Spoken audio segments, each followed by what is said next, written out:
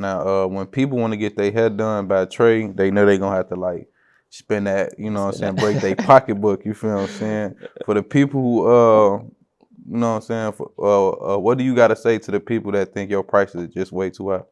I mean, you paying for luxury, like you pay your way. Like me, like just like my cuts $100 a cut. Like so anytime I go to my barber, like I drop $100. But you just pay your way, shit. You getting the experience. I've been in the game for a minute. Like I'm teaching this shit now. For sure. So you just paying for luxury. For sure. And what is the biggest mistake you think you made so far since you've been doing her? The biggest mistake I would say is money management. Like money management, when you I gotta get out the mentality of, well, I'm out of that shit now, but just getting out of the mentality like spending your money as fast as you make it. Like I want to say I just went over my books last June and realized I was making 6 figures. And I'm like, damn, I got bills, but like I'm like, damn, what the fuck all this money going? Like, and that shit just was coming so fast and so easy. I'm like, damn.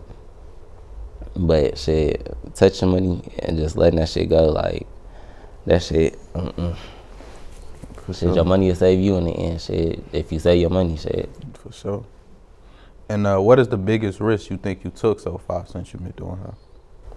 The biggest risk, shit, risking it all. It's times where like, I ain't even gonna lie, like it's times where like I spend like my rent money the week before rent due on a batch of hair or something, like literally like just to know I'm gonna make that shit back. And sometimes like, you know, like you really don't know if you're gonna make it back or not. Yeah. Like, but just taking that risk, like being in business, you really have to risk it all. Like it's times that I had 50 cents in my account. It's times that I didn't have 40 bands. You know, like I didn't touch 100,000. You know, like it's just about what you put in is what you're gonna get out.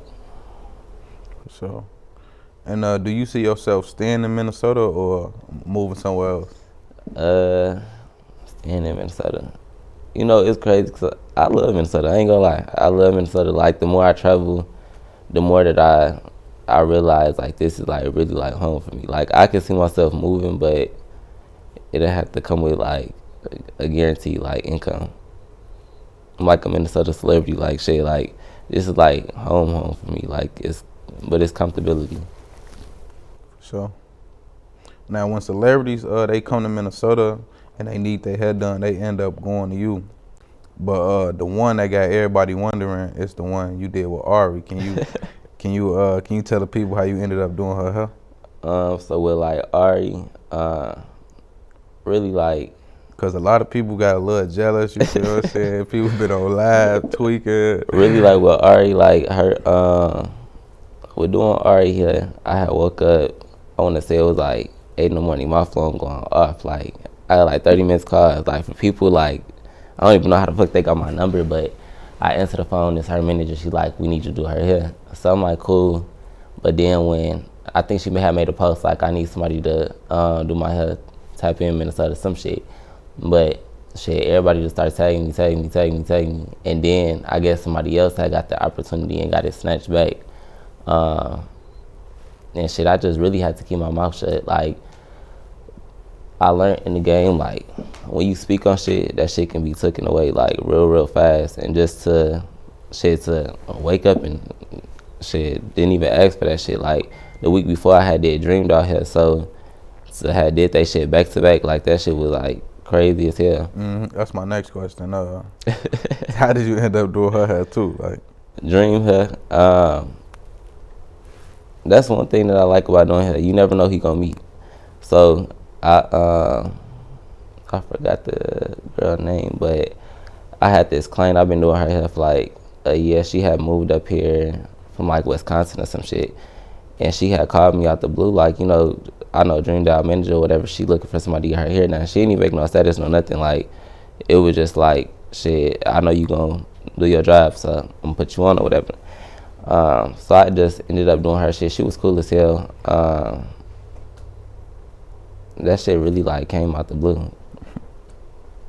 Like all that shit came out the blue. I ain't even gonna lie like this, but all that Facebook shit, all them people like, and then that was another thing too. Like motherfuckers, like you kind of see like who kind of envy like when you at the top. Like it's good support, it's bad support, but like you just gotta humble yourself. Don't even think about that shit. Like they gonna talk about God shit. So, also I seen a picture of you and Cuban Doll. Did you end up doing her hair too? Nah, Cuban Doll. That shit crazy. Like it's like shit. I was just like attracted to like celebrities or something. But like, nah, we was kicking it in VIP. Chase Bag had a show and had brung her up here. And this photographer, he always take my pictures when I go out. He like, damn, you and Cuban Doll should take a picture together. And she, we was already looking at each other or whatever. She like, let's take a picture. Da. And then after that, she had did her performance or whatever. They wasn't trying to let me on stage at first. They like, you can go on the stage with her. She like, nah, he cool. But nah, I ain't end up doing her. Sure.